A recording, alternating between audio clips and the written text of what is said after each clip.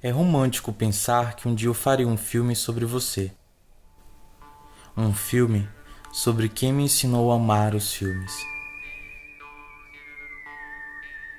Das minhas doces lembranças de infância, nunca me esquecerei de quem embalou minhas tardes de domingo. De quem prendia minha atenção de 1 às 3 da matinê, só com a expectativa da abertura de um portão. Eu chegava cedo, após caminhar 2 quilômetros sob o sol das 13, e esperando pacientemente, lia e relia, decorando teus cartazes, prenúncios do que embalaria as tardes de meus domingos próximos. Não era o cheiro de pipoca que me fascinava nessa espera, mas sim aquelas imagens ainda estáticas dos teus cartazes que já me antecipavam na imaginação a sequência de imagens em movimento que conduziriam os muitos olhares concentrados e espalhados na escuridão. Então, em meio à total penumbra que forçava a abertura de minha íris, eu podia ouvir o som da tua íris se abrindo para projetar meus sonhos no telão. Este é Manuel Carneiro Pinto Filho, mais conhecido como Duca do Cinema.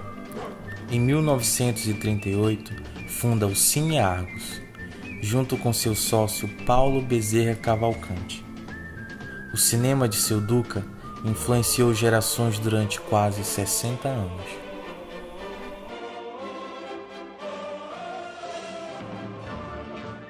O cinema ele ficava na Barra do Rio Branco, entre a Maximo Porpino e a Quintino Bocaiúva.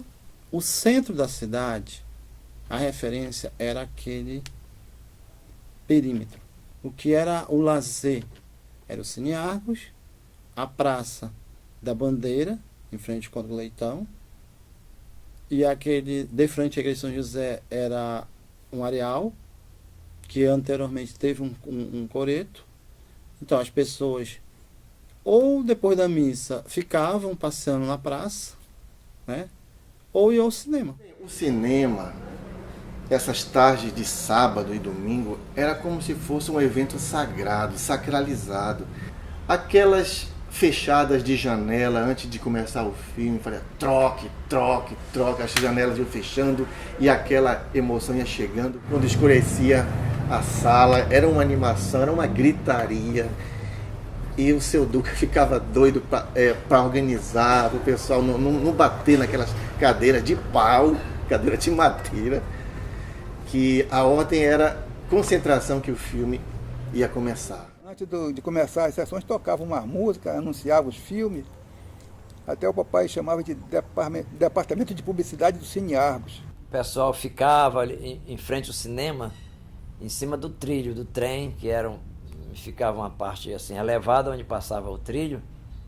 O pessoal ficava ali escutando as músicas, escutando tudo, conversando, até começar a sessão. E tinha uma música característica que tocava quando era a última da programação, que já era para começar o filme.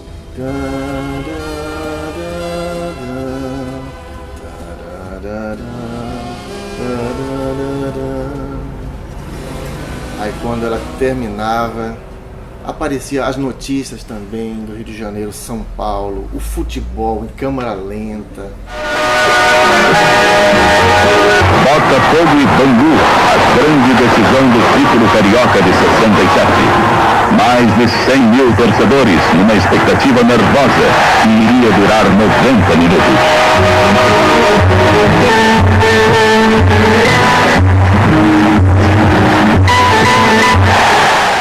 Eram 2 filmes que passavam, tinha intervalo, era 20 minutos de intervalo para começar o próximo filme, né? E geralmente o segundo filme era faroeste, né? Se sente nas cadeiras que aí vem muita bala.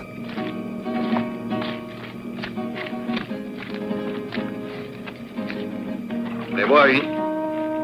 O preferisci un altro po' di sale? Parla!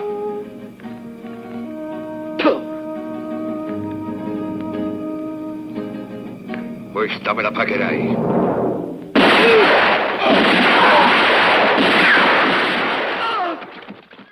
Me lembro lembro que as primeiras vezes que eu fui ao cinema já foram sessões de faroeste, né?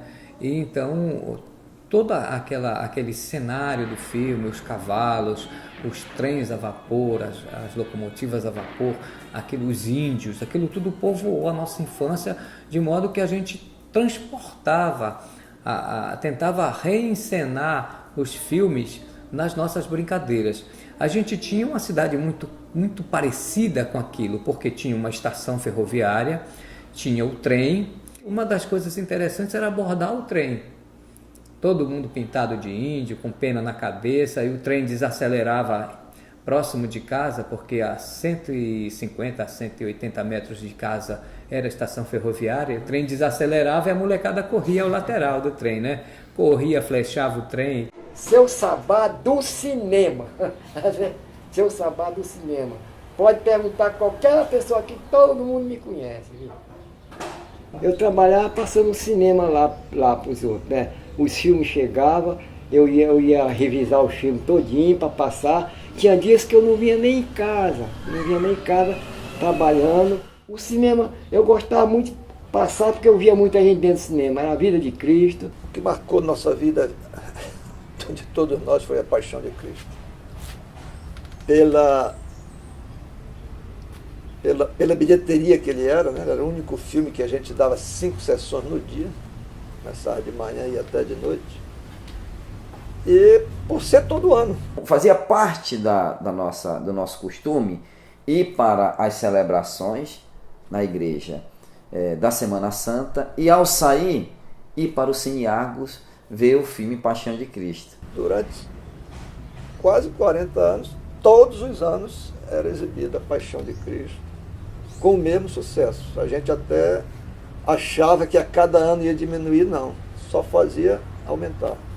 Mesmo com os novos filmes, né, novas tecnologias, novas Paixão de Cristo, que foram lançados vários filmes sobre a Paixão de Cristo, mas esse antigão, que tinha essa impressão que foi filmado mesmo no tempo de Cristo, era o campeão de bilheteria. Esse é o maior concurso da nossa vida, é a Paixão de Cristo, que o papai chamava de maior milagre de Cristo, era a bilheteria desse filme. Domingo à tarde era mais criança, né? Domingo à noite era mais jovens com namorada, né? Namorada, né? Nos filmes eróticos dava mais adolescente, assim, jovem, adulto, era mais um público homem. Mulher ia, mas era, vamos dizer assim, com um casal, mas não era com muita frequência, né? Dia de quinta-feira tinha um filme para a comunidade japonesa, que na época tinha muito, né? Era um negócio interessante, né? Às terça-feira, que era o filme erótico, era cheio de bicicleta. Não tinha de colocar bicicleta. Às quinta-feira, que era do japonês, era cheio de carro. O filme pornô começa com um filme japonês chamado Império dos Sentidos, 1981. O cinema, para exibir o Império dos Sentidos, ou ele tinha que ser um cinema cultural, espaço cultural, ou tinha que ter uma liminar.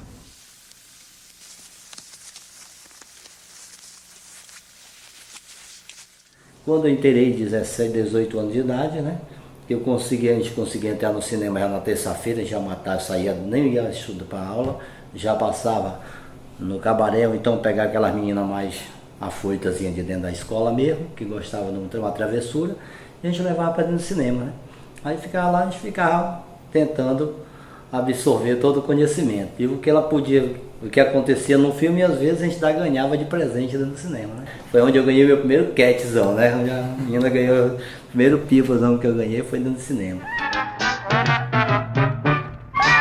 Uma pirueta, 2 piruetas, bravo, bravo. Super piruetas, ultra piruetas, bravo, bravo. Salta sobre a arquibancada e tomba de nariz, que a moçada vai pedir. Os filmes dos Trapalhões, ele geralmente arrastava a garotada. Antes da projeção da tarde, às 15 horas, já 2h20 já começava a fila. Fila de cinema tinha 1000 pessoas, né? Nós tinha filas aqui na frente do Cine Argos, que dobrava na prefeitura. Ali sim era fila de cinema. E o filme Saltimbanco dos Trapalhões foi musicado, né? Se passava num circo e que os Trapalhões, né, sempre eles faziam aquelas trapalhadas e aí as trapalhadas terminaram assim como um número do circo. Era com o Cine Lins e aí ela era nós gatos já nascemos pobres, porém já nascemos livres. Nós gatos já nascemos pobres, porém já nascemos livres. Senhor, senhora, senhoria. Eu lembro que tinha aquela meninada que não podia pagar, mas eu olhava para de cima piruar, né? Às vezes a gente queria furar, a gente não tinha um dinheiro para entrar, né? E queria passar sem pagar, né? Ficava um na roleta para passar e o outro ficava no meio da perna. Aí ele empurrava, quando ele puxava a roleta, o outro empurrava. Aí ele queria voltar, o outro a gente não deixava. Aí já tinha que outro passar, já queria segurar esse outro, o outro entrava dentro do cinema. Aí não pegava mais. Tinha muito moleque perverso. Tinha vez que eles queriam entrar e pedia para mim.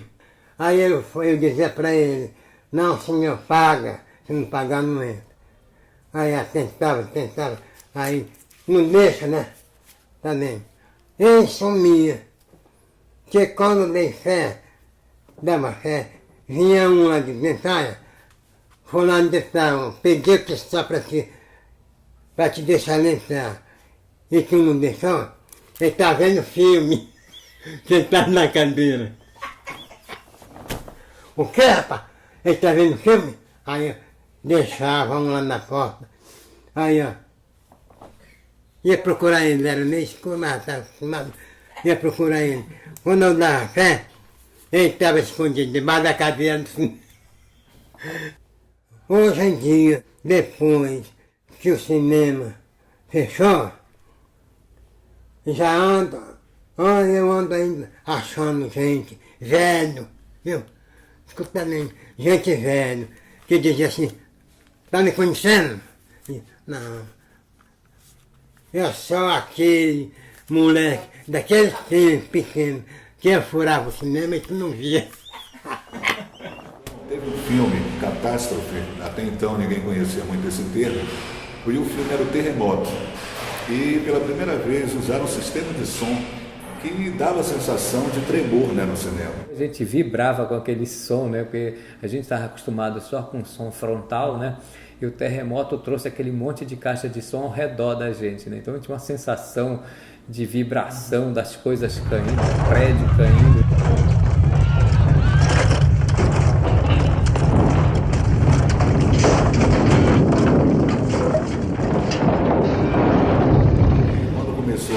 Aquele tremor, né, umas casas de som constantes, aí o neguinho começou a correr, muita gente não entendeu direito o que estava acontecendo. Foi um dia em que eu estava na parte de cima do cinema, tinha algumas cadeiras lá, chupando um sorvete, e de repente eu joguei o sorvete lá para baixo, ele caiu em cima da cabeça do seu Duca, o dono do cinema. Ele rapidamente olhou para cima, viu a minha cara, saiu correndo, subindo as escadas e eu tentando me esconder do seu Duca. Ele foi assim para nós, para mim principalmente, uma pessoa que foi duas coisas para mim. Foi um segundo pai e foi um professor. Porque ele era um homem muito preparado, ele tinha uma cultura geral muito boa. Ele era uma pessoa muito boa, muito amigo de todos.